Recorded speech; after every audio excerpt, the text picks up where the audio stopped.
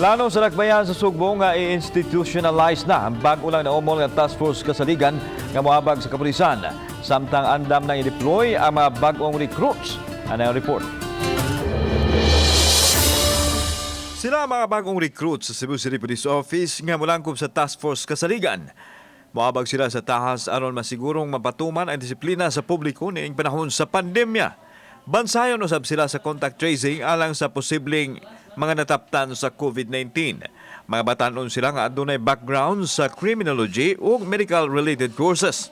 Suma ni Police Brigadier General Albert Ignatius Ferro, ang Regional Director sa PRO7, nga dako kaayo ang matabang sa Task Force ilabi na nga mauli na ang mga augmentation gikan sa ubang mga rehiyon.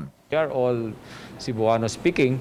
They could be more effective in telling our communities that we should stay at home if we have no business at all, or maintain the minimum health standard.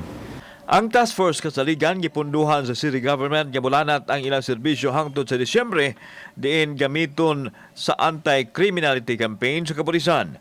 Mato ni Attorney Ray Galon ang tigpamaba sa mayor nga posibleng i-institutionalize ang task force apan ipaagi pa sa konseho. Only we can sustain this project, and also the mayor has made it a point that we will institutionalize task force kasaligan not only for purposes of COVID but for anti-criminality as well, side by side with our PNP.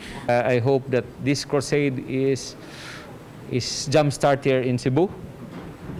We are happy to author it, and it might be spread throughout Central Visayas and maybe the other Visayas, and we could have a one Visayas voice. Kauban si Marlon Melgaso, ako si Alan Domingo. Balitang Bisdak.